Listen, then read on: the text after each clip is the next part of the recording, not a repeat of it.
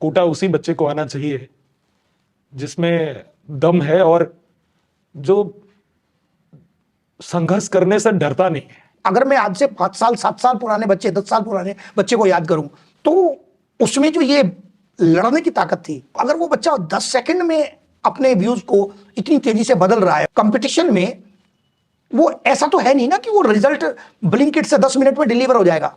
बच्चे का क्लास में टारगेट यही होना चाहिए कि क्लास में जो नंबर 1 बच्चा परफॉर्म कर रहा है, एक दिन मैं उसको पीछे करूंगा। तो दोनों चीजें देखनी है सर। कर्मण्येवाधिकारस्ते मा फलेषु कदाचन, ये भी देखना है, लेकिन पैरेलली योगा कर्मसु कौशलम भी है। कहते हैं ना लोग, अगर बहुत ज्यादा सक्सेसफुल कि आप डुप्लीकेट कॉपी भी हो तो भी आपकी डिमांड बढ़ेगी। नमस्ते डियर पेरेंट्स एंड स्टूडेंट्स। बच्चों की पढ़ाई लिखाई और उनके कोचिंग से संबंधित कोई भी निर्णय लेने के संदर्भ में कई ज्वलंत सवाल बच्चों के और पेरेंट्स के दोनों के मन में उठते हैं। तो ऐसे कुछ सवालों का हम आज जवाब देने की कोशिश करेंगे। हम लोग कोटा से बात कर रहे हैं तो इसलिए मुद्दे ज़्यादातर कोटा सेंट्रिक ही होंगे। मैं वेलकम करता हूं डियर अखिलेश दीक्षित सर का थैंक यू सर इस डिस्कशन में, और निश्चित रूप से हमारे इस डिस्कशन से कई ऐसे सवालों के जवाब से पेरेंट्स और बच्चों को लाभ पहुंचेगा। Thank you sir. Thank you sir, मैं सबसे पहले जो बेसिक क्वेश्चन पर आना चाहूँगा, डिस्कशन पर आना चाहूँगा, वो है सर कोटा से ही संबंधित। कोटा में बच्चों के पढ़ाई लिखाई के साथ साथ उनके हॉस्टल में रहने की व्यवस्था और फीस को लेकर कई सवाल उठते रहे। हमने जो रेस्पॉन्स बच्चों का सोशल मीडिया वगैरह पर देखा है, मैं अगर एक टीचर की नज़र से बोलूं तो मुझे उसमें बहुत पॉजिटिव रेस्पॉन्स दिखा नहीं है। तो इस सब की बैकग्राउंड क्या रही है और पेरेंट्स के लिए इसमें क्या मैसेज है, बच्चों को निर्णय लेने के लिए इसमें क्या मैसेज है, या फिर हमें एज अ कोटाइट क्या मतलब सुधार करने की आवश्यकता है? देखो, कोटा की शुरुआत तो करीबन 35-36 साल पहले हुई थी, लेकिन मैं अपनी व्यक्तिगत बात करूं तो 2012 में मैं कोटा आ गया था और आज 13-14 साल हो गए। तो मैं इन्हीं 13-14 साल के एक्सपीरियंस के बेसिस पे बता सकता हूँ। जितना मुझे लगता है कि बच्चों को और बेहतर सर्विस मिले, इसलिए कोटा ने इन्वेस्टमेंट बढ़ाया। यस, बिल्कुल हॉस्टल्स, बिल्कुल।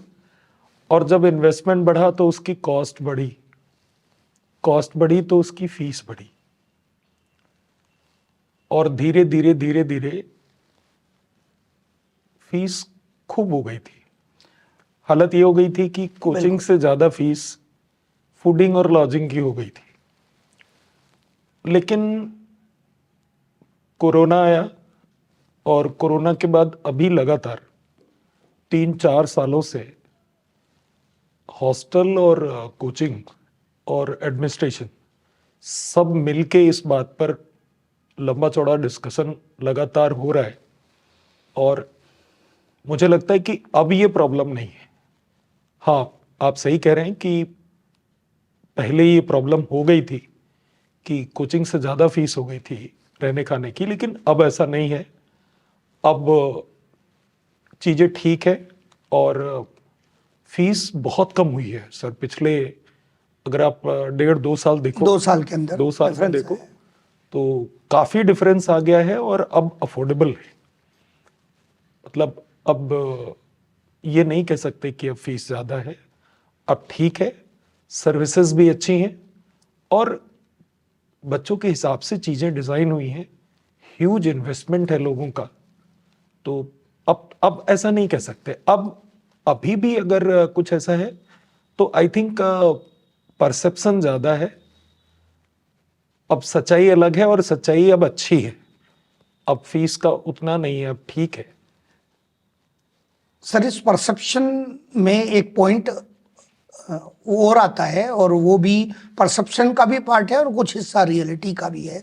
नो डाउट वी एक्सेप्ट कि भाई बहुत सारे इन्वेस्टमेंट रहे हैं लोगों के, और जो सुविधाएं बढ़ी उसमें भी लोगों की समाज की एस्पिरेशन थी। क्योंकि सर जैसे जैसे लोगों ने अपने घर में भी तरक्कियाँ की, घर में लोगों को आप देखेंगे बच्चों को पेरेंट्स ने अच्छी सुविधाएं दी, तो बच्चा जहां पढ़ने आएगा वहां भी अच्छी सुविधाओं की मांग करेगा।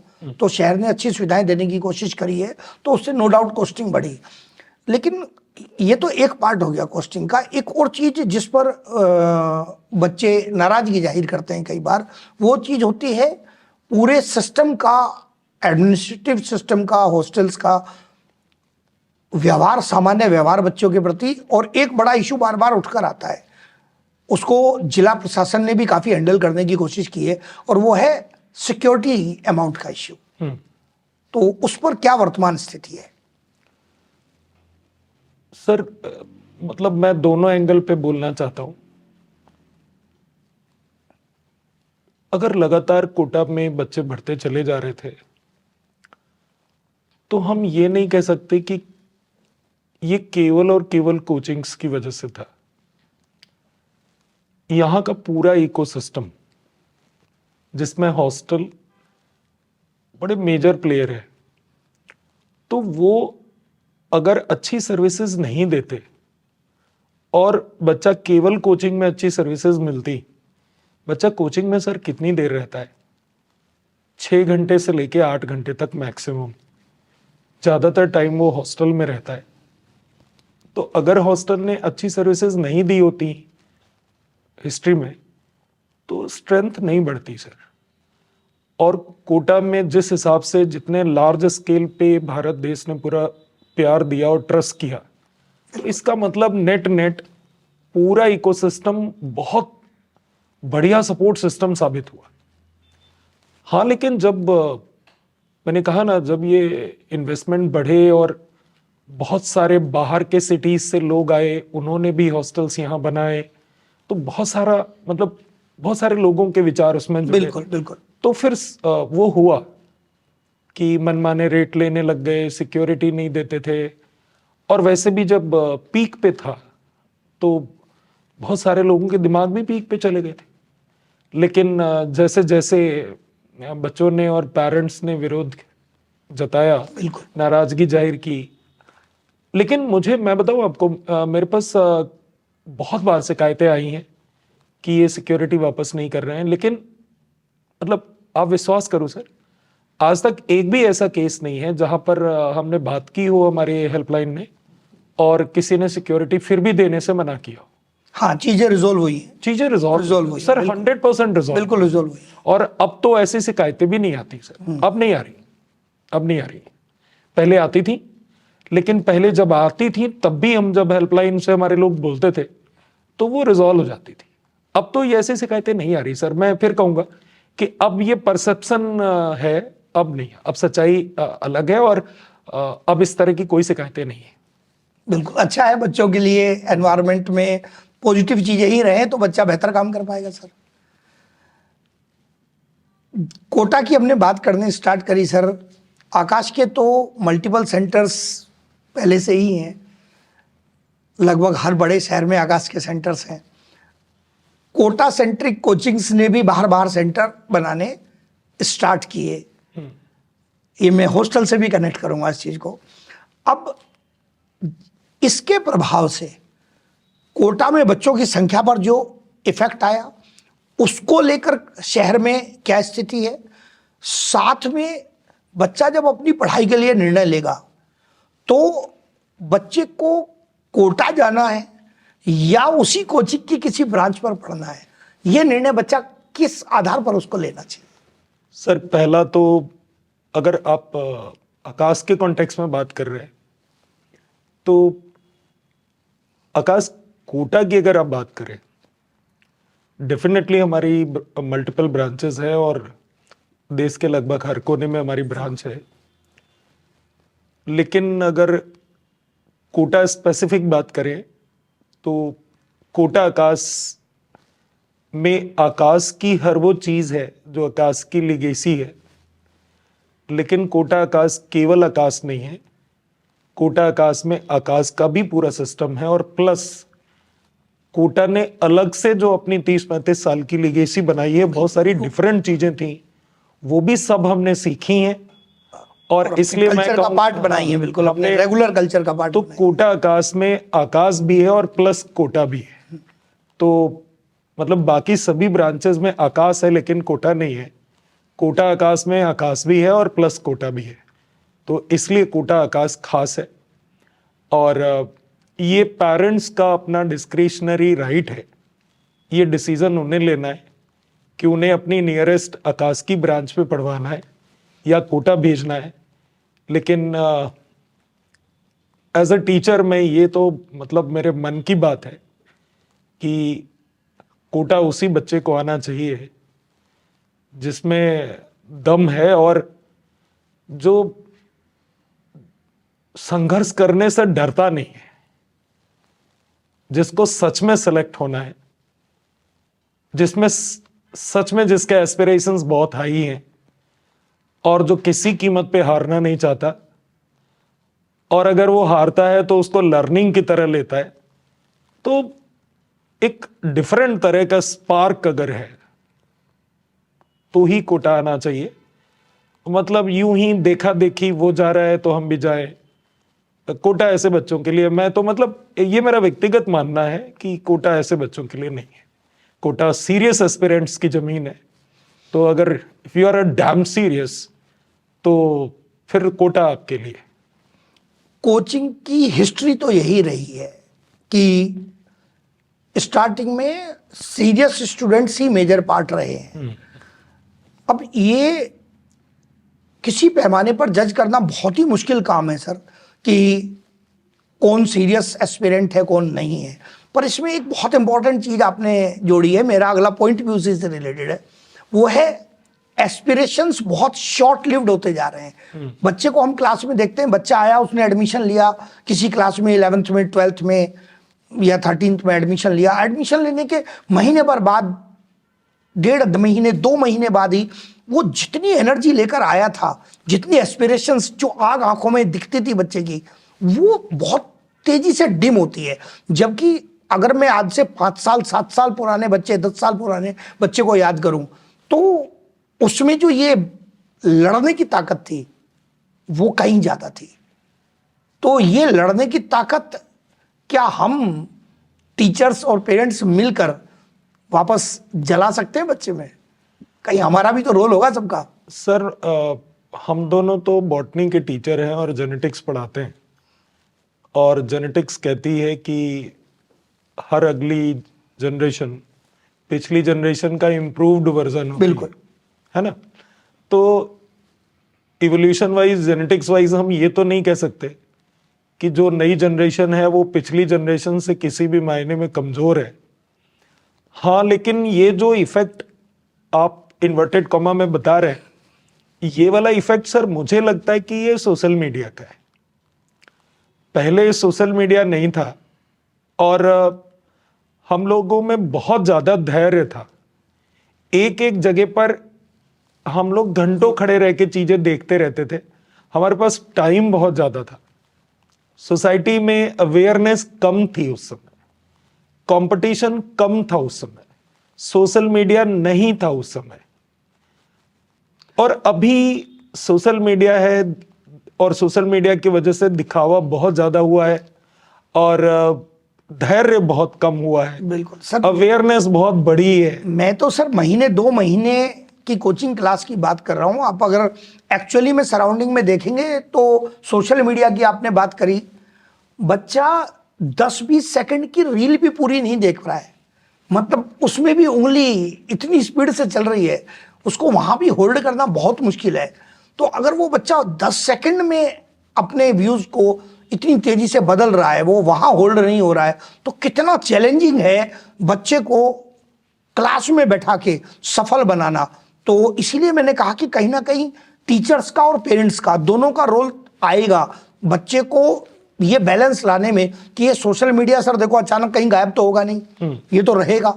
सो we need to pull our students back to our books so that their aspirations remain alive for a much longer time and they are able to maintain consistency. वो फायर जिंदा करने के लिए पेरेंट्स और टीचर दोनों को क्या करना है? आई थिंक जो टीचर्स लाइव पढ़ा रहे हैं बच्चों को ऑफलाइन, बिल्कुल वो ये पेन झेल रहे, मतलब उनके शब्दों से रह रह के निकलता है। लेकिन एक थोड़ा सा डिफरेंस ऑफ ओपिनियन है, अगर बच्चा 4 सेकंड भी नहीं टिक रहा है एक रील पे, अगर उसको बांधना मुश्किल हो रहा है, तो मेरे हिसाब से बच्चे में एनर्जी बहुत ज्यादा है। एग्जैक्टली ये तो एनर्जी फिर ये अगर एनर्जी ज्यादा है तो ये परेशान होने का विषय नहीं है, ये तो पार्टी करने का विषय है कि बच्चे में एनर्जी ज्यादा है। चैनलाइज करने की नीड है। चैनलाइज करने की जरूरत है, डायरेक्शन देने की जरूरत है। और ये तो पक्की बात है कि बच्चे 90 के दशक में जो स्ट्रेटजीज थी, उन स्ट्रेटजीज से अब डील नहीं होंगे। जमाना बदला है, चीजें बदली हैं, समझाने से ही ज्यादा काम चलेगा। लेकिन मतलब बहुत कोजी कोजी होके भी काम नहीं चलता। जहां पर आपको लगता है सख्त होने की जरूरत है, वहां पर मेरे हिसाब से सख्ती होनी हाँ चाहिए। बिल्कुल, बहुत स्वीट स्वीट होने से भी काम नहीं चलेगा। हाँ नहीं, वैसे और नेशनल लेवल के कंपटीशन में इतना कोजी कोजी से होता नहीं है। मतलब मैं फिर बोलूंगा कि ये मेरी व्यक्तिगत राय है कि हमें पहली बात तो जो नेशनल लेवल के लिए फाइट करने आया है बच्चा, उसको मालूम होता है कि टिक के बैठना है, कंसिस्टेंसी चाहिए होगी।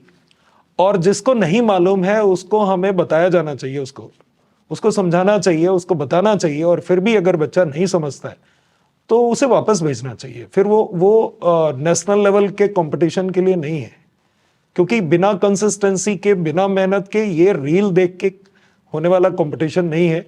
बिल्कुल नहीं होगा सर, बहुत बहुत एकदम स्टीप है फिर। और लेकिन ये है कि जो पुराने टीचर्स हैं वो जल्दी जुझला जाते हैं। मैं खुद भी जल्दी जुझला जाता हूँ, लेकिन बहुत जल्दी खुद को रिकवर करता हूँ कि ठीक है, मतलब जमाना बदला है और हम वैसे अब नहीं ट्रीट कर सकते बच्चों को जैसे हमारे टीचर हमें ट्रीट करते थे। और हार भी नहीं मानता हूँ। अगर मान लो मैंने कुछ ज़्यादा ही टाइट हो गया क्लास में, तो 10 मिनट के अंदर उसको रिकवर करता हूँ फिर, क्योंकि ये पता तो है ही सही कि अब वो जमाना नहीं है। और बच्चों को हम जितना, अगर हमारी बात जा रही है बच्चे के दिल तक, तो फिर झुंझलाने की जरूरत नहीं पड़ती है सर। बिल्कुल, ये दिल तक बात जाने वाला पॉइंट में इंपॉर्टेंट आता है सर। बहुत जल्दी जब हम झुंझलाते हैं ना, तो बहुत जल्दी खुद को जब रिकवर करते हैं हम खुद एज ए टीचर क्लास में, तो तुरंत यही सोचते हैं कि इसका मतलब अभी मैं कनेक्ट नहीं कर पा रहा हूं। और जैसे ये लगता है कि अभी हमने कनेक्ट नहीं किया, इसीलिए तो झुंझलाने की जरूरत पड़ रही है। सबसे जल्दी कनेक्ट अगर कोई चीज कराती है, आई थिंक मैं भी अपने क्लास के एक्सपीरियंस से बात करूं सर, तो वो एफर्ट्स हैं। हो सकता है मेरी बात बच्चे को ठीक लगे ना लगे, लेकिन अगर बच्चे को ये लग गया कि मैं उसकी बेहतरी में एफर्ट ले रहा हूं, तो वो एटलीस्ट कनेक्ट तो जरूर करेगा। वो कितनी देर में मानेगा ये अलग बात है, बट वो कनेक्ट तो जरूर कर जाएगा कि हाँ, कि टीचर मेरे पॉजिटिव सेंस में स्टेप लेना चाह रहे हैं। देखो, बच्चा 18-19 साल का है तब क्या सोचता है, और वही बच्चा जब 25, 26 और 35 का होता है तब क्या सोचता है, उसमें जमीन आसमान का अंतर है। ऐसा नहीं है कि आज हर तरह के टीचर है, पहले भी हर तरह के टीचर हुआ करते थे। लेकिन आज जिन टीचर्स का रेस्पेक्ट सबसे ज्यादा है और जो टीचर हमें याद रह गए, वो वही हैं जो बहुत स्ट्रिक्ट थे और जो हमें खुश रखने की कोशिश नहीं करते थे, जो सच बोलते थे और हमारा भला चाहते थे, भले ही उनको सख्ती करनी पड़ती थी, हर तरीके से पढ़ाते थे। हाँ, लेकिन याद वही है। और हमारी जो भी आज हम हैं, जो तरक्की हुई है, वो ऐसे ही टीचर्स की वजह से हुई है, जो ये भी नहीं सोचते थे कि उनके बारे में क्या ओपिनियन बनेगी। उनका एक ही एजेंडा रहता था कि किसी भी कीमत पर बच्चे को जो काम दिया गया वो ओपिनियन की तो उनको कभी कोई चिंता ही नहीं थी कि हम उनके बारे में क्या सोचेंगे। जो सोचना है सोच लो, काम से मतलब है अपने। और वही टीचर कंट्रीब्यूट भी सबसे ज्यादा किया उन्होंने, और वही याद रह गए, और उनके प्रति श्रद्धा है, और वो I think long lasting impact उन्हीं का है। यहीं से फिर एक और बहुत इंपॉर्टेंट पॉइंट सर कनेक्ट होता है, और वो है सर एनवायरनमेंट का। कोटा में बच्चों के पढ़ने को लेकर जो एनवायरनमेंट है, उसमें सर दोनों प्रकार की चीजें हैं। बहुत सारी पॉजिटिव भी हैं। जितना कॉम्पिटिटिव एनवायरनमेंट कोटा का शहर देता है, कोटा के क्लासरूम देते हैं, बच्चा जिन बच्चों के बीच में बैठकर पढ़ता है, वो सेंस भी लाना आसान काम नहीं है, क्योंकि वही अपने आप में बच्चे को आधी तरक्की करा देते हैं। लेकिन जैसे जैसे सोशल मीडिया का स्प्रेड और दूसरे सामाजिक बदलाव आ रहे हैं, तो कुछ चीजें नेगेटिव भी ऐड होती हैं। उनके बारे में पेरेंट्स और बच्चे दोनों जानना भी चाहेंगे, और उनको क्या हैंडल करना है ये भी बच्चे और पेरेंट्स को हम शेयर करना चाहें, कैसे हैंडल करना है चीजों को। देखो, जहां तक कोटा और बाकी शहरों में अंतर की बात है, तो कोटा के अलावा आप कोई भी शहर पूरे भारत का उठा लीजिए, कोचिंग एक फैक्टर है। कोचिंग जैसी हजारों चीजें उन शहरों में होती हैं, बिल्कुल। लेकिन कोटा अकेला ऐसा शहर है जिसमें सब कुछ कोचिंग है। हाँ, हर चीज घूम घाम के जुड़ी हुई है इससे। और ठीक है, अभी आजकल देखता हूं कि एडवर्टाइजमेंट में आ रहा है कि हम इसको पर्यटन नगरी बनाएंगे और ये और वो, लेकिन आप अपनी परछाई से भाग नहीं सकते। और सच्चाई यही है कि कोटा की आत्मा में ही कोचिंग है, और ऐसा कोई और शहर है नहीं जहां पर पूरे शहर में एकमात्र एजेंडा हो। जब से आंखें खुले सुबह 6:30 बजे से यहाँ आपको रोड पे बच्चे दिख जाते हैं, बच्चे कोचिंग जा रहे हैं, मूवमेंट शुरू हो जाता है। नाश्ता भी कर रहे हैं कहीं ना कहीं, बीच में कई जगह पर बच्चे नाश्ता कर रहे हैं, कहीं पोहा खा रहे हैं रास्ते में कोचिंग जाते हुए। फिर बच्चों के ग्रुप्स हैं, बैग टांग के सब बड़े बड़े ग्रुप्स में जा रहे हैं, उनकी वैन आ गई है, उनको लेके जा रही है। मतलब पूरा माहौल सुबह से ही बन जाता है। अर्ली मॉर्निंग सर दिखना शुरू नहीं होता है, उससे पहले ही पोहा और जलेबी और ये सब शुरू हो जाता है, और बच्चे एकदम नहाए धोए पूरे कोचिंग जा रहे हैं, तो पूरा माहौल एकदम देखने लायक होता है। और देर रात तक रोड पे केवल एक ही बादशाह है इस शहर में, वो बच्चा है। और रही बात नेगेटिव न्यूज की, तो अब चूंकि बहुत सारे शहर हैं जो कोचिंग में ही आगे बढ़ने का सोचते थे और सोचते हैं, तो कोटा की एक छोटी से छोटी भी अगर कोई नेगेटिव न्यूज उनको मिल जाती है तो वो उसको बहुत अच्छी तरह से उसको इनकैश करते हैं। कोटा एक शहर है, इस शहर की अपनी एक आबादी है वो, लेकिन 140 करोड़ से ज्यादा तो नहीं है ना। तो मैं तो कहूंगा कि जो चारों तरफ कॉम्पीट करते हैं कोटा से, और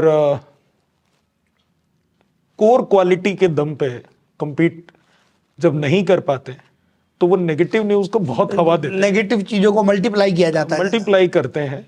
और नेचुरल भी है सर, नेगेटिव चीजें थोड़ा जल्दी मल्टीप्लाई हो जाती है। और मैं ये बात बेखौफ होकर इसलिए बोल सकता हूं क्योंकि आकाश ने तो कोटा को इम्बाइब किया है, हमने यहाँ स्ट्रगल किया है। और एक मतलब अभी 1-2 साल से नहीं, 10 साल हो गए हैं लगभग, ये आई थिंक 12वां साल है कोटा में। तो हमने तो हमारा तो मैंने कहा ना, हर कोने में आकाश है, लेकिन हमने कोटा की कभी बुराई नहीं की, क्योंकि हमारा खुद का सेंटर कोटा में है, और हमने एक एक ईंट जोड़ के ये सिस्टम बनाया है, एक एक बच्चा जोड़ के।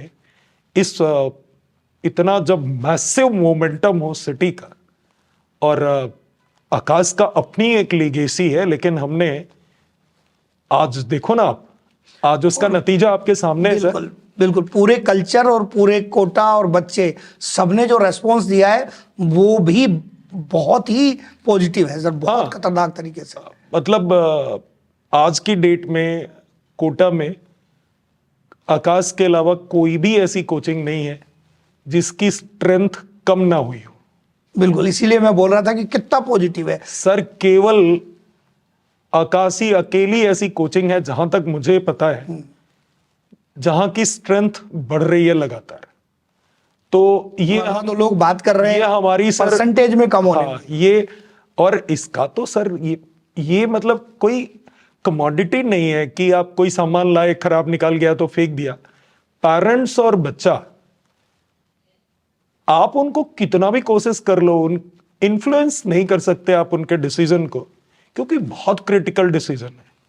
कोटा आके अगर जब वो आकाश में एडमिशन कराना चाहेंगे वो तभी कराएंगे। आप उनके डिसीजंस को आप उनको बोल सकते हैं, उनकी काउंसलिंग कर सकते हैं, लेकिन इतने क्रिटिकल डिसीजंस को इन्फ्लुएंस नहीं कर सकते। तो आप देखो, अगर इतना हम लगातार अगर ग्रो कर रहे हैं तो पेरेंट्स का ट्रस्ट है, बच्चों का ट्रस्ट है, तो मेरे हिसाब से तो मतलब ऐसा कुछ नहीं है। और बीच में जो थोड़ी बहुत नेगेटिविटी थी भी सही, अब पिछले 1-1.5 साल से आई थिंक हर स्टेक होल्डर ने इंप्रूव किया है। और बिल्कुल है ना, और अब परसेप्शन भी नेगेटिव नहीं है, अब परसेप्शन भी पॉजिटिव है। भाई जब है ही नहीं तो आप क्या उसको मल्टीप्लाई क्या करोगे?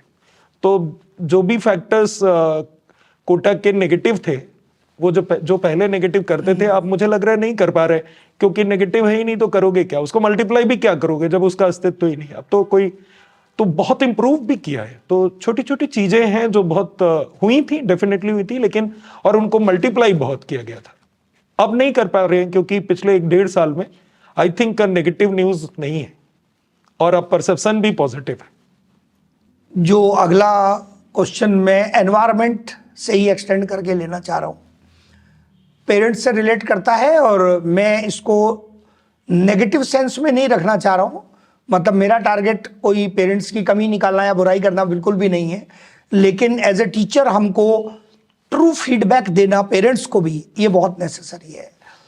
जो भी बच्चे कोटा में पढ़ने आए, बच्चे पढ़ने आना और पैसे की बैंक में एफडी कराना, ये दो अलग अलग बातें हैं। एक सर्टेन अमाउंट बैंक में साल भर, 2 साल, 5 साल के लिए जमा कर दिया, वो ग्रो कर रहा है। बच्चा ऐसे ग्रो नहीं करता है। आपको उसे पौधे की तरह रोज चेक करना पड़ेगा कि पौधा ठीक ग्रो कर रहा है कि नहीं कर रहा है। बीच में कई बार सर ऐसा होता है, पेरेंट्स की अपनी प्रोफेशनल मजबूरियां हो सकती हैं, जो भी कारण हो, लेकिन अगर वो विजिट्स पेरेंट की बहुत कम हो जाती हैं या साल भर में एक बार छोड़ने आए और फिर केवल साल भर में लेने आए, तो ये जो बीच में इतना बड़ा गैप होता है, ये बच्चे के डायरेक्शन को, बच्चे के मोटिवेशन को बहुत एडवर्सली अफेक्ट करता है। तो नो डाउट कोचिंग अपना जो भी रोल प्ले कर रहा हो, बट अगर शायद पेरेंट्स ज्यादा फ्रीक्वेंटली विजिट करेंगे तो कोचिंग भी बच्चे का और ज्यादा बेहतर ध्यान रख पाएगा, क्योंकि वो और ज्यादा सजग और सतर्क हो जाएगा इस चीज को लेकर कि दोनों डायरेक्शन से बच्चे का ध्यान रखा जा रहा है। तो ये जो पेरेंट्स का बच्चों को विजिट करना है सर, इस बारे में आपका क्या व्यू है सर? देखो, इसमें कोई दो राय नहीं है कि पहले के कंपैरिजन में पेरेंट्स अब ज्यादा बिजी हैं, उतने ही पैसे कमाने के लिए अब ज्यादा काम करना पड़ता है। बिल्कुल। और ऐसा भी नहीं मान सकते कि कोई भी पेरेंट्स, कोई भी ऐसा होगा जो ये नहीं चाहता है कि हमारे बच्चे लगातार ग्रो करें। लेकिन ये पक्की बात है कि कितना ही बिजी हो पेरेंट्स, कितनी ही स्ट्रगल हो लाइफ में, या कितने ही रिलैक्स क्यों ना हो, उनको फ्रीक्वेंटली विजिट करना चाहिए। बात पुलिसिंग की नहीं है, लेकिन हमारा उद्देश्य भी कोई मोरल पुलिसिंग नहीं है। लेकिन अगर आप 20-20 दिन बाद, हाँ, मतलब मेरे हिसाब से सबसे बढ़िया फ्रीक्वेंसी 20 दिन की है। 20 दिन बाद, 25 दिन बाद अगर पेरेंट्स आए, एक दिन बच्चे के साथ रहें, उससे बातें करें, उसकी प्रोग्रेस रिपोर्ट देखें, उससे डिस्कशन करें, तो आई थिंक जो ग्रोथ है ना वो बहुत अच्छी हो सकती है। और कहीं पर अगर ग्रोथ सस्पेंडेड होगी तो फिर से शुरू हो जाएगी। और ये मैं लगातार बोल रहा हूं और आप लगातार, हम लोग बोल रहे हैं, इस पर डिस्कस कर रहे हैं, और इसी वजह से तो हम लोगों ने तो अपनी तरफ से ही एक इनिशिएटिव ले लिया था इंटेंसिव प्लस का, कि हम तो उसी फीस में, जिस फीस में कॉम्पिटिटर एडमिशन दे रहा है, हम उसी फीस में पेरेंट्स को पर्सनल मेंटर दे रहे हैं कि चलो कोई नहीं, अगर आप नहीं आ पा रहे हो तो कम से कम हम पर्सनल मेंटर अपनी तरफ से दे रहे हैं, सारा कनेक्ट पहुंच जाएगा। हाँ, तो फिर बच्चे को वो डेली बेसिस पे ट्रैक करते हैं और पेरेंट्स को टाइमली वो इन्फॉर्म करते रहते हैं। तो हमने तो अपनी तरफ से एड्रेस करने की कोशिश की है और उसकी कोई एडिशनल कॉस्ट नहीं है। और हम जो इंटेंसिव प्लस चल रहा है वो अच्छा चल रहा है, और ये जो प्रॉब्लम है ना उसको हम लोग एड्रेस करने की कोशिश कर रहे हैं और पेरेंट्स भी खुश हैं। लेकिन जो पेरेंट्स आ सकते हैं, मेरी रिक्वेस्ट है कि उनको आना चाहिए और जितनी विजिट उनकी फ्रीक्वेंट होगी उसका इम्पैक्ट दिखेगा, उसका पॉजिटिव इम्पैक्ट जरूर दिखता है। इससे एक और चीज कनेक्ट होगी सर, और वो कनेक्ट पॉइंट आएगा कि जैसे एक तो पैटर्न है स्कूल के पीटीएम का, उसका कोई डिफाइंड डेट है। अब जैसे हमने पेरेंट के आने की बात करी, तो अब वो तो रैंडम कोई भी कभी भी आ सकते हैं, और मोस्टली चांसेस में हम देखते हैं कि पेरेंट्स वीकेंड सैटरडे वगैरह में आ गए, 2 दिन साथ छुट्टी मिल गई और उसके बाद चले गए। तो इसका मतलब कोचिंग सिस्टम को भी ऐसा अरेंजमेंट अपने प्रोग्रामिंग में बनाना चाहिए कि लगभग सैटरडे संडे का ऐसा समय रहे जब अगर कोई भी पेरेंट्स आए हुए हैं बच्चों के, तो उनको मिलने के लिए टीचर्स मिल जाए, या जो भी जिम्मेदार लोग हैं वो मिल जाए। क्योंकि बाई चांस अगर पेरेंट आए सैटरडे संडे में ही मोस्टली टाइम निकलेगा, और अगर उस समय टीचर्स से मिलना नहीं हुआ तो शायद विजिट उतनी फ्रूटफुल नहीं होगी। तो इसका भी सॉल्यूशन एक चाहिए। वैसे यहाँ पर हम लोगों ने एक आकाश टॉक स्टार्ट किया था, अभी उतनी कंसिस्टेंसी नहीं हम मेंटेन कर पाए हैं, लेकिन उसमें मैंने संडे और जोड़ा है। तो क्या इसको हम संडे में भी मेंटेन कर सकते हैं?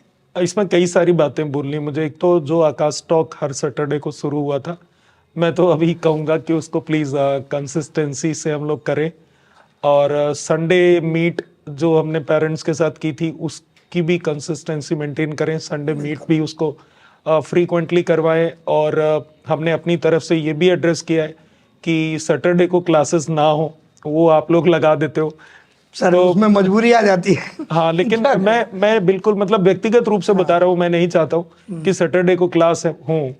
और हम लोग सेशन के शुरुआत में बड़ी शपथ खाते हैं कि सैटरडे सिलेबस कवरिंग बहुत बड़ा इंपॉर्टेंट सर, आप प्लीज मंडे से फ्राइडे तक उसे करवाओ और सैटरडे को फ्री करो, क्योंकि सैटरडे को बच्चा बिल्कुल सैटरडे रिजर्व होना चाहिए डाउट्स के लिए, बैकलॉग के लिए, रिवीजन के लिए, एंगेजमेंट एक्टिविटी के लिए। टीचर से अगर बात करना चाहे वो, खुद से अगर बात करना चाहे वो, और कोई गेम खेलना चाहे, तो संडे हमें फ्री रहना चाहिए। और संडे आई थिंक 11th नहीं लेते हम लोग, रिपीटर में करते हैं, लेकिन मेरी रिक्वेस्ट है कि सैटरडे को क्लास नहीं होनी चाहिए और सैटरडे पूरी तरह बच्चे के लिए रिजर्व होना चाहिए।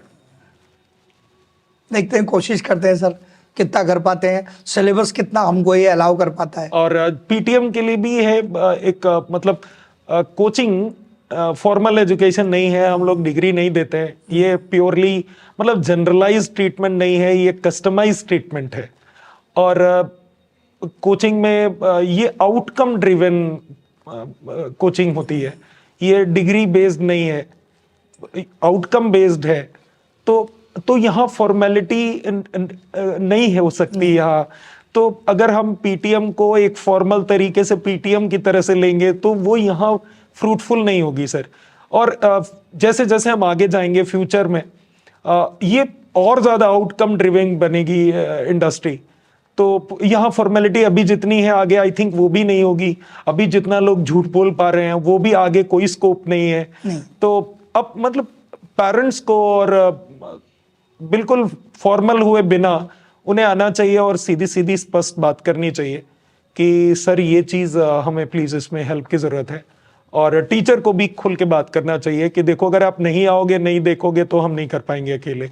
तो खुल के बात करना जरूरी है। और चूंकि प्योरली आउटकम ड्रिवन है, बच्चा अकेले से मानेगा भी नहीं किसी से। हाँ, नहीं मानेगा। और सही बात है, क्योंकि बच्चा देखो बच्चे में एनर्जी, आजकल के बच्चों में एनर्जी ज्यादा है और ज्यादा समझदार है, अवेयरनेस बहुत है। और हम लोगों को अगर कोई डाउट होता था तो उसका सोल्यूशन हमें 10 दिन बाद, 15 दिन बाद, महीने बाद मिलता था, कई बार तो मिलता ही नहीं था। आजकल चैट जीपीटी का जमाना, एक तरफ टीचर क्लास में बोल रहा है और दूसरी तरफ बच्चे चैट जीपीटी से चेक कर ले रहे हैं। ऐसी जनरेशन को डील करने में पेरेंट्स को, टीचर्स को, मैनेजमेंट को, सबको लगना पड़ेगा, तब डील होगा ये। और उससे बेटर करके सेटिस्फाई करना होगा, तभी तो बच्चा कनेक्ट रहेगा। हाँ, मैंने कहा ना आउटकम ड्रिवन है सर। अब बिना आउटकम के और बिना एक्सीलेंस के तो ना तो पेरेंट्स खुश होंगे और ना बच्चा भी लॉन्ग रन में खुश होगा। जो मेरा पिछला पॉइंट था ना सर, पेरेंट्स की विजिट को लेकर, वो पॉइंट था, हम बच्चे को कैसे ट्रैक पे रखें, उससे रिलेटेड बनता है वो, कि बच्चा ट्रैक से गायब ही ना हो। बट एक बहुत बड़ा हिस्सा है जो हमारी तरफ देखता है, बच्चों में बहुत बड़ा हिस्सा है जिसका ट्रैक छूट गया है, लेकिन वो वापस ट्रैक पे आना चाहता है।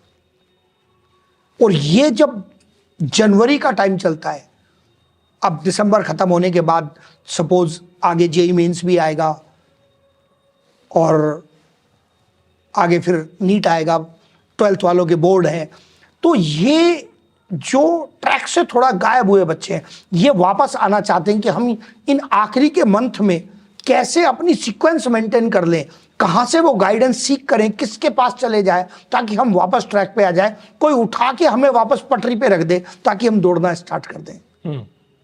तो इनको ये उठा के वापस पटरी पे रखने की जिम्मेदारी कौन निभाएगा? बच्चे को सबसे पहली बात खुल के बोलना होगा। बच्चे हेजिटेट करते हैं और सारी प्रॉब्लम मल्टीप्लाई होती चली जाती है जितना इसमें डिले होगा। हाँ, वो दबाते रहते हैं सबको। तो मतलब टीचर से सीधी सीधी बात कर सके तो उससे अच्छा तो कुछ भी नहीं है। लेकिन अगर टीचर से बात नहीं कर पा रहे हैं तो पेरेंट्स को इतना स्पेस तो देना ही होगा कि बच्चा मन की बात बहुत क्रिस्टल क्लियर बता सके पेरेंट्स को। फादर को नहीं, एटलीस्ट मदर को नहीं तो फादर को। और पेरेंट्स को जैसे ही पता लगे उनको टीचर से बात करनी चाहिए।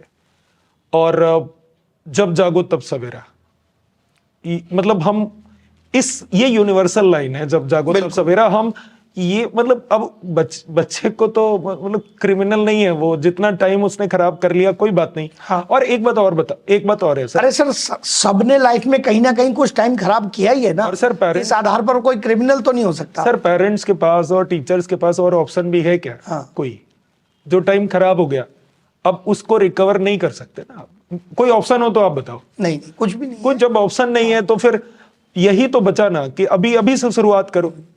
तो और मैंने कहा ना, ये फॉर्मल नहीं है कि हम इसमें मीठी मीठी बातें कर ले उससे काम चल जाएगा। काम होना तभी शुरू होगा जब हम काम करना शुरू करेंगे, और करना तभी शुरू करेंगे जब सारे जो की स्टेक होल्डर्स हैं वो एक राय होंगे कि हाँ यहाँ से काम शुरू होना चाहिए। और वो तब होगा सर जब क्रिस्टल क्लियर बच्चा बता देगा कि हमें ये प्रॉब्लम थी, ये सब छूट गया था और हमने कुछ भी नहीं किया है। और ऐसा कोई बच्चा होता नहीं है जिसने कुछ भी ना किया हो। 10%, 20%, 30% हर बच्चा करता है। तो बच्चे को साफ साफ बता देना चाहिए बच्चे को, और साफ बता सके ऐसा इकोसिस्टम डेवलप करना चाहिए टीचर्स को भी और पेरेंट्स को भी कि बच्चा बता सके। कहीं मतलब इतना ज्यादा प्रॉब्लम तो वो बोलने से ही सॉल्व हो जाती है, सॉल्व हो जाएगी। सॉल्यूशन तभी निकलेगा जब बच्चा बता सके। लेकिन हम सब टीचर्स की और पेरेंट्स की ये जिम्मेदारी बनती है कि इन्वायरमेंट को इतना टाइट ना करें कि बच्चा ये बता ही ना पाए और वो गलतियां छुपाने के चक्कर में वो साल दर साल अपने खराब करते चला जाए। मतलब पेरेंट्स टीचर दोनों को मिलकर वो एनवायरनमेंट बनाना होगा जहां बच्चा खुलकर अपने नेगेटिव पॉइंट भी रख सके कि यहां मुझसे ये गलती हुई है, मुझे ये सुधार की जरूरत है। टीचर्स पेरेंट्स मिलकर उसको चला लेंगे, लेकिन उसको बोलने का मौका देने का एनवायरनमेंट। और नेशनल लेवल का सर कंपटीशन है, ये तो ये वास्तविकता तो स्वीकार करनी होगी हमें भी, और बच्चों को भी उनका मेंटल स्टेमिना अपने को अच्छा करना पड़ेगा। टीचर्स को, पेरेंट्स को मिलके बच्चे को मानसिक मजबूती तो देनी ही पड़ेगी, अदरवाइज वो नेशनल कंपटीशन कैसे करेगा। उसको वास्तविकता तो समझानी पड़ेगी कि अगर 1 साल वेस्ट कर दिया तो 1 साल लगेगा, 2 साल वेस्ट किए तो 2 साल लगेंगे, और अगर और ज्यादा सिंसियर हो जाओ तो थोड़ा कम लगेगा। तो वास्तविकता से हम भाग नहीं सकते। और सच्ची बात यही है कि एस्पिरेशंस जिस लेवल के हैं उस लेवल की ही मेहनत करनी होगी। जो एक्चुअल प्रैक्टिकल सेंस है वो पहचाननी होगी। मतलब ये जानना ही पड़ेगा कि अगर वो कामयाबी सपोज उसको 1 साल के गैप पे बाद भी मिल गई तो एक लॉन्ग रन में इससे कोई डिफरेंस क्रिएट होने वाला नहीं है। हाँ, उसको वापस ट्रैक पे आना जरूरी है। ट्रैक पे आना जरूरी है। अब यहां जो ये टाइमलाइन है ना सर, ये टाइमलाइन भी बहुत इंपॉर्टेंट इशू है। सपोज किसी बच्चे ने 11th में कोचिंग करना स्टार्ट किया, किसी ने 12th में किया, किसी ने 12th पास करने के बाद किया। बच्चे आपस में अपना एक तो स्कोर कंपैरिजन करने लगते हैं। जो बच्चा 3 साल पहले से कोचिंग कर रहा है, उससे नया फ्रेश बच्चा अपना स्कोर कंपैरिजन करने लगता है, तो उससे जो इम्पैक्ट आता है बच्चे के ऊपर, वो एक अलग ही प्रभाव है। आप कितना भी उसको डिटैच करने की कोशिश करते रहो, नहीं होता है। बच्चा कंपैरिजन करने में रहता है, और बच्चे से ज्यादा फिर पेरेंट्स कंपैरिजन करने की कोशिश करते हैं। तो ये जबकि दो कंपैरेटिव चीजें ही नहीं है। एक बच्चे को, एक पेरेंट को, दोनों को क्या टाइमलाइन अपने दिमाग में रखनी चाहिए कि ऑन एन एवरेज लगभग इतना समय लगेगा।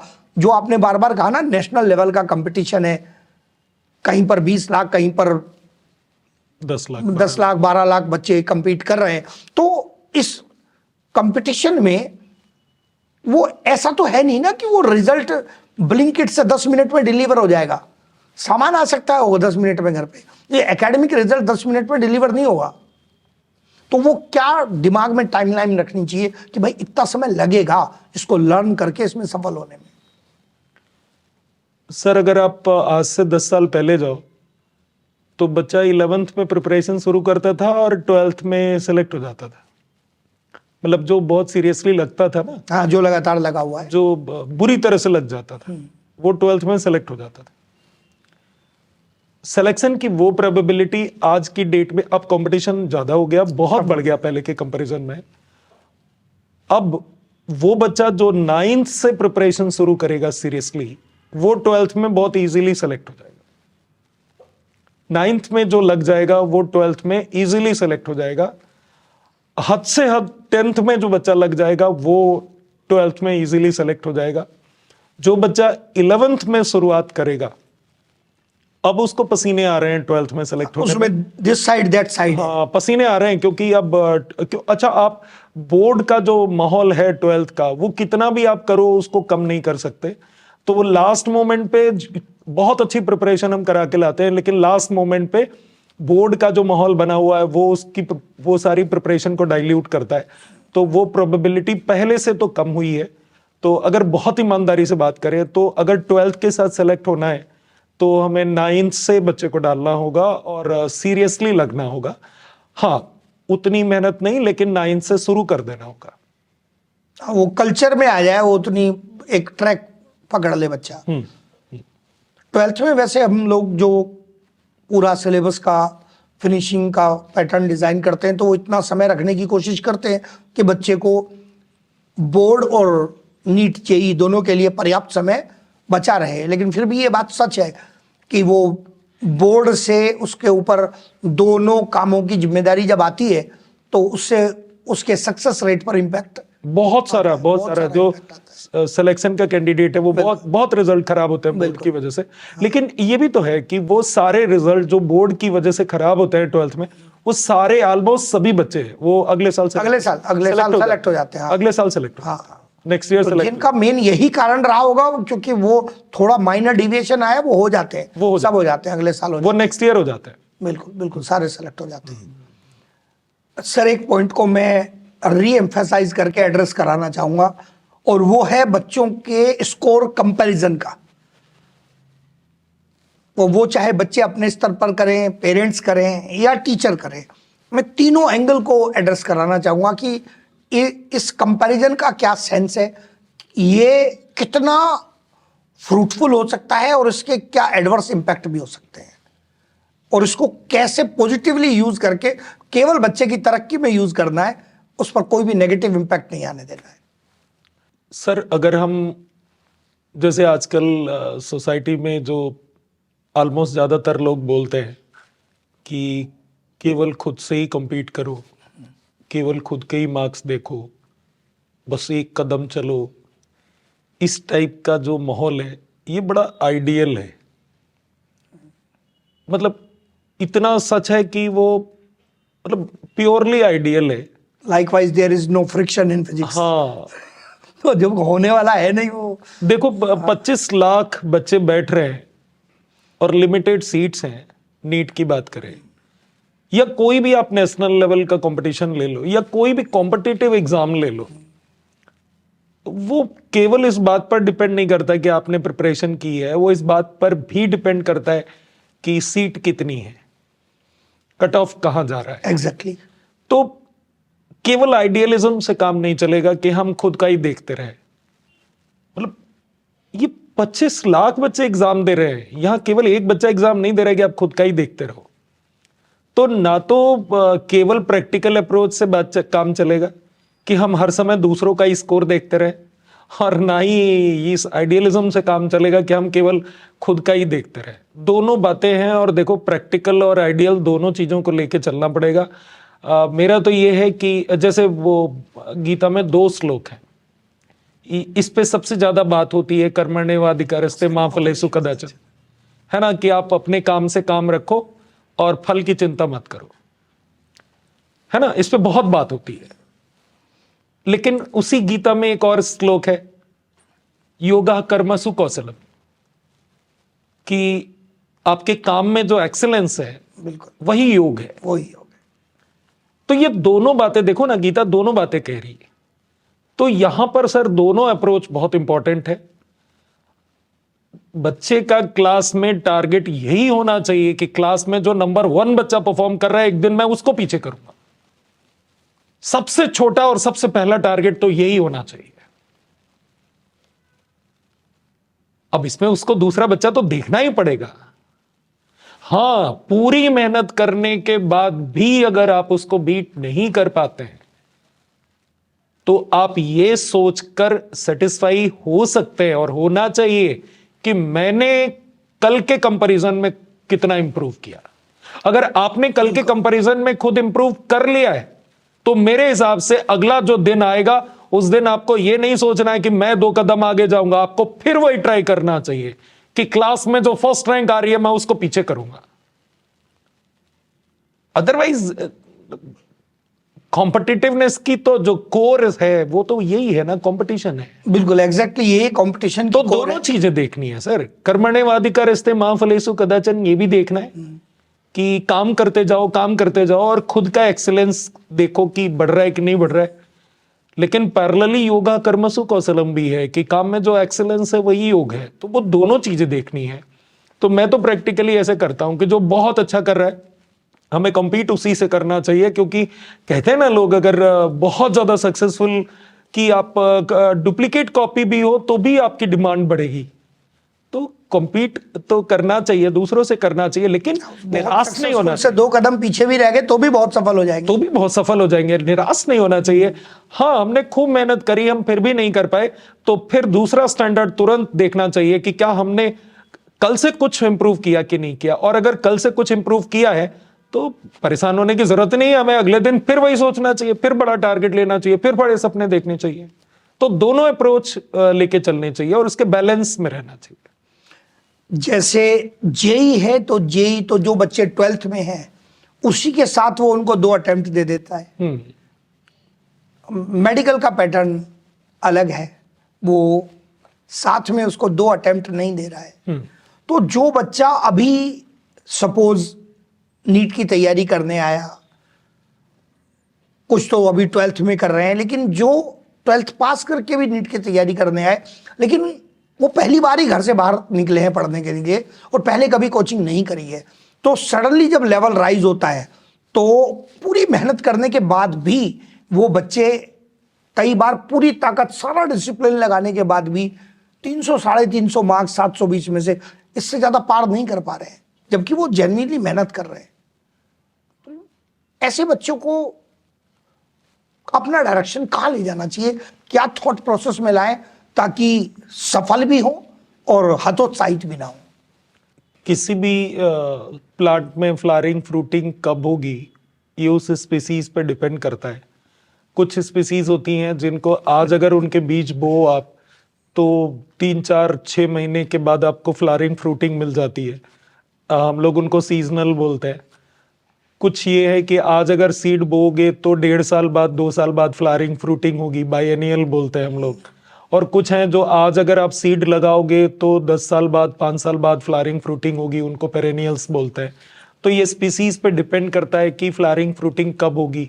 अब वो स्पीसीज जिसमें 10 साल बाद फ्लावरिंग फ्रूटिंग होनी है, आप उसमें आज जितनी खाद पड़नी है उसकी 4 गुनी खाद डाल दो, जितना उसको वाटर की डिमांड है उसकी 10 गुनी दे दो, तो भी वो फ्लावरिंग फ्रूटिंग तो नहीं करेगा, वो अपनी स्पीसीज के अकॉर्डिंग 10 साल बाद ही करेगा। तो अगर बच्चा बिल्कुल फ्रेश कैंडिडेट है और उसने पहले कोचिंग नहीं की है, तो मेरे हिसाब से तो उसको टाइम देना चाहिए।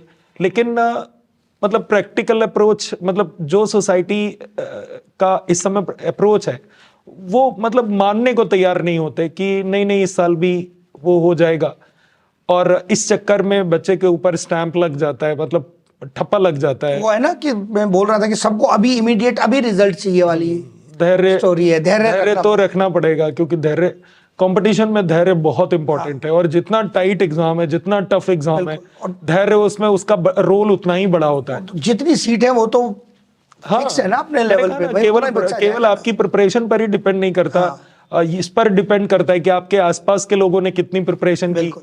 इस पर भी डिपेंड करता है कि नंबर ऑफ सीट्स कितनी है, इस पर डिपेंड करता है कि पेपर में रैंडमली क्या चेंज आ गया लास्ट मोमेंट पे। बहुत सारे फैक्टर्स हैं सर। तो मेरे हिसाब से जो वास्तविकता को फिर कहूंगा कि समझना चाहिए, और अपनी लिमिटेशंस को समझना कमजोरी नहीं है, ये इंटेलिजेंस है। वो एक्चुअल प्रिपरेशन हो गई। हाँ, ये इंटेलिजेंस है, और ये अच्छे आईक्यू का लक्षण है कि आप अपनी लिमिटेशंस को जानते हो, तो आपको मालूम है कि कहाँ हमें रुक जाना है, कितनी प्रिपरेशन करने के बाद अगले स्टेप पे जाना है। तो हमने तो देखो ना, इस बार लास्ट ईयर हमने क्राउन लॉन्च किया था कि अगर बच्चा बिल्कुल फ्रेश है तो उसे 1 साल में दोनों साल का सिलेबस नहीं करना चाहिए। अगर उसको लगता है तो 1 साल लग के, मैं तो कहूंगा सर अभी भी जिन बच्चों के 250 मार्क्स आ रहे हैं, 300 मार्क्स आ रहे हैं, और उनको उनका दिमाग तो बता रहा है, बिल्कुल सिग्नलिंग तो है उनके पास, लेकिन वो मान नहीं 1 साल वाले कैंडिडेट नहीं है। हाँ, तो उनको रुक के, ठहर के, पेरेंट्स को विश्वास में लेके बात करनी चाहिए। और इस बार अगर अभी की बात करें ना, 200-250 मार्क्स अगर आ रहे हैं, तो बच्चे को लग के पहले परफेक्शन के साथ 11th प्रिपेयर करना चाहिए, और इस बार 11th का टारगेट लेना चाहिए, और 11th को बहुत बढ़िया करना चाहिए। और इस बार जब नीट हो तो उसमें 11th वाला पोर्शन ही अटेम्प्ट करना चाहिए। और जैसे ही नीट कंप्लीट हो जाए, मिड ऑफ मई में उनको 12th स्टार्ट कर देना चाहिए। सितंबर अक्टूबर तक 12th का सिलेबस कंप्लीट हो जाता है। 11th के रिवीजन का हाँ, और अक्टूबर से लेके और मई तक उनको 6 महीने का टाइम मिलेगा।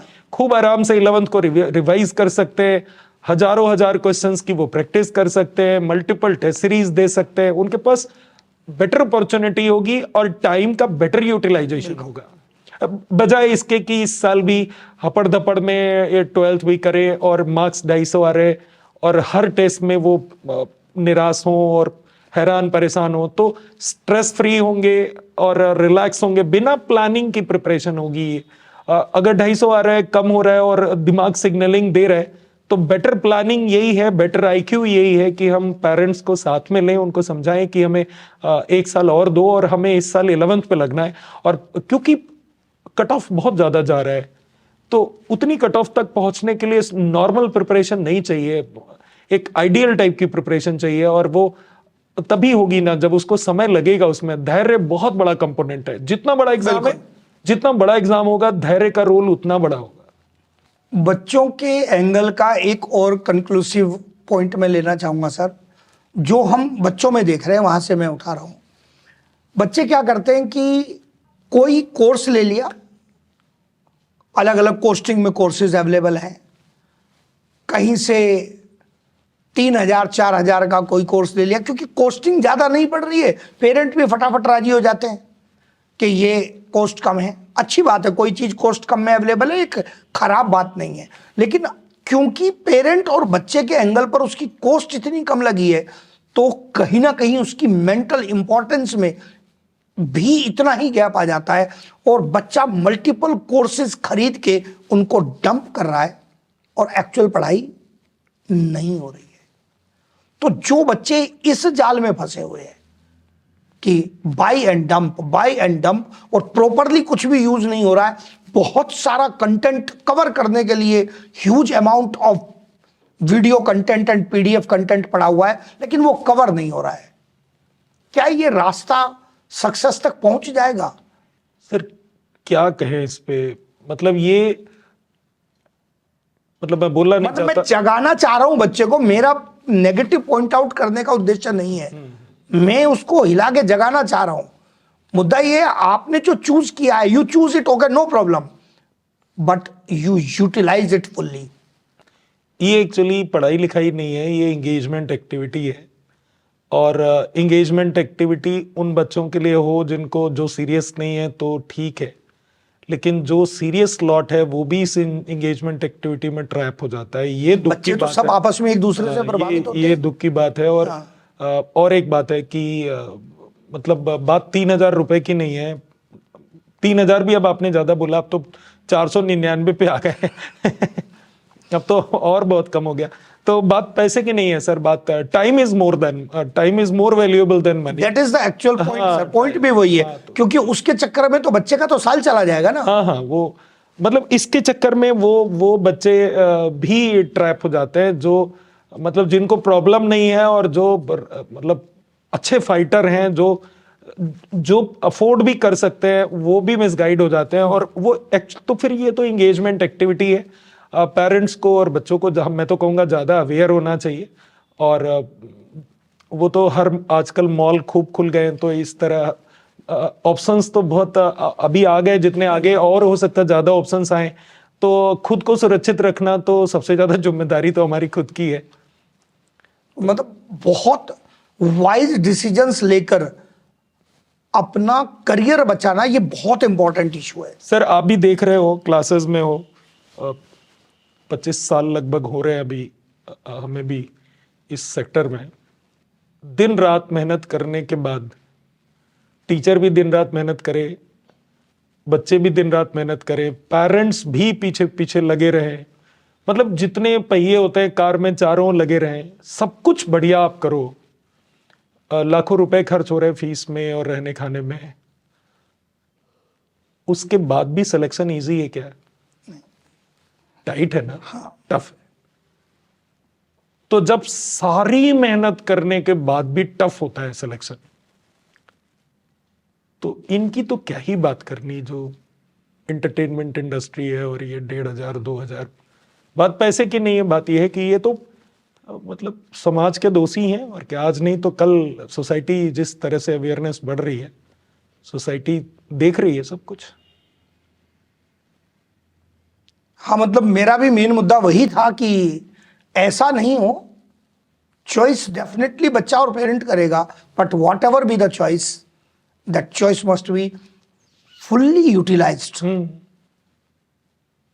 क्योंकि बच्चे को सर क्लास में, जिसने फॉर्मल क्लास में एडमिशन लिया है, उसमें कंसिस्टेंसी मेंटेन करना ही मुश्किल है। तो जहां कोई काउंट करने वाला ही नहीं है, तो वहां तो बच्चा कितनी क्लास कर रहा है, कितनी नहीं कर रहा है, कुछ पता ही नहीं है। इस बात से सबसे बढ़िया जो हम मोड़ ले सकते हैं वो ये है कि बच्चों को और पेरेंट्स को और अपने टीचर्स को हम इस प्लेटफॉर्म से ये मैसेज दे सकते हैं कि अटेंडेंस बहुत इंपॉर्टेंट है। इसका पॉजिटिव ये हम ट्विस्ट दे सकते हैं इस बात को कि अटेंडेंस बहुत इंपॉर्टेंट है। अगर क्लासेस में बच्चा लगातार अटेंड कर रहा है क्लासेस को, और पहले तो हमें फिजिकली उसको क्लास में बैठाना होगा कि एब्सेंट ही ना हो, और एक बार जब बच्चा क्लास में बैठने लग जाता है तो फिर हम धीरे धीरे धीरे धीरे उसकी मेंटल प्रेजेंस को बढ़ा सकते हैं, उसके फोकस को बढ़ा सकते हैं। तो अटेंडेंस बहुत बड़ा इशू है, क्लासेस में अटेंडेंस ड्रॉप ना हो, ये कोशिश सबको मिलके करनी चाहिए, पेरेंट्स को, टीचर्स को, सभी को मिलके करनी चाहिए। और टेस्ट भी स्किप ना करे बच्चा, टेस्ट में भी अटेंडेंस, चाहे जो परफॉर्मेंस आए पर लर्निंग आएगी। सर सक्सेस की शुरुआत, सक्सेस ओवरनाइट प्रोसेस नहीं है कि एक दिन में सक्सेस मिल गई, या ठीक उसी दिन जिस दिन जेईई अटेम्प्ट होगा आपका बेस्ट, बोलते हैं ना लोग, अभी आप देखते हो कि सारे क्वेश्चन मेरे पेपर से आ जाएंगे और कुछ सब कुछ बोलते रहते हैं। तो अब ऐसा नहीं होता है, रातों रात सक्सेस नहीं आती है। लास्ट में जो मार्क्स हमें लाने होते हैं, आपको पता है कि जो AITS में मार्क्स आ रहे हैं वो लगभग उसी के आसपास मार्क्स नीट में आते हैं। तो लास्ट में नहीं आ सकते, वो हर टेस्ट में आपको वही मार्क्स लाने होंगे। जो बच्चा आज के टेस्ट को नीट की तरह और जेईई की तरह नहीं ले रहा है, मेंटेन करनी होती है, नहीं ले रहा है, वो लास्ट में नहीं आएगा। तो हर टेस्ट को उतनी ही शिद्दत से लेना, उतनी ऑनेस्टी से लेना होता है, उतना जुडिशियसली उतनी तैयारी करनी होती है, उतना रिगरस वर्क करना होता है, जितना लास्ट में आप करना चाहते हो उतना हर टेस्ट के लिए करना होता है। और जब लगातार लगातार लगातार हर टेस्ट में आप वो करते हो, तो एक्चुअल टेस्ट आने से पहले आप करीबन 40-50 उस तरह का टेस्ट दे चुके होते हो, सिमुलेशन हो जाता है बिल्कुल, तब जाकर कहीं नेट आपका वो रिजल्ट आता है जो लगातार आ रहा होता है, उसका एवरेज आता है।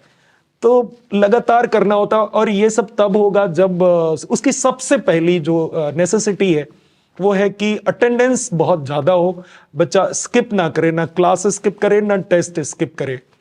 और उनकी तो क्या बात करनी सर, जो कोर्स लेके पटक देते हैं, क्योंकि वो 3,000 का है तो उसकी वर्थ वही है, और वो शौक में ले लिया।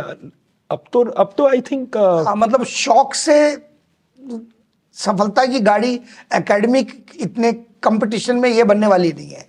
ऐसे नहीं चलेगा, वो तो बहुत प्रॉपर कंसिस्टेंट प्रिपरेशन चाहिए सर। जो अभी आपने कहा कि जो साल भर 2 साल लग रहे हैं उनको पसीना आ रहा है। विश एंड होप हाँ, आर नॉट स्ट्रेटजीज। इस तरह से करके ये स्ट्रेटजी नहीं है, ये प्लानिंग नहीं है, रिगरस वर्क करना होता है। और जब लगातार लंबे समय तक रिगरस वर्क करते हैं और हर टेस्ट को हम उतनी ही इज्जत देते हैं और उतनी ही तैयारी करते हैं, तब जाकर लास्ट में आउटकम आता है। हम लोगों ने इस बातचीत से कोशिश करी है कि हम पेरेंट्स को और बच्चों को दोनों को ही कुछ ऐसा कंटेंट दे पाए जो बच्चों को री एनर्जाइज करे, ट्रैक पर वापस लाए, और पेरेंट्स को कुछ जो भी जानने की नीड हो वो भी हम उन तक पहुंचा पाए। Thank you sir. और डिस्क्लेमर दे देते हैं कि ये हमारी सारी बातचीत कोटा के कॉन्टेक्स्ट में थी, और इसका शुरुआत में भी मैंने कहा था कि हमारा सारा जो पॉइंट है वो डिस्कशन ये हमने कोटा के संदर्भ में ही लिया है। Thank you.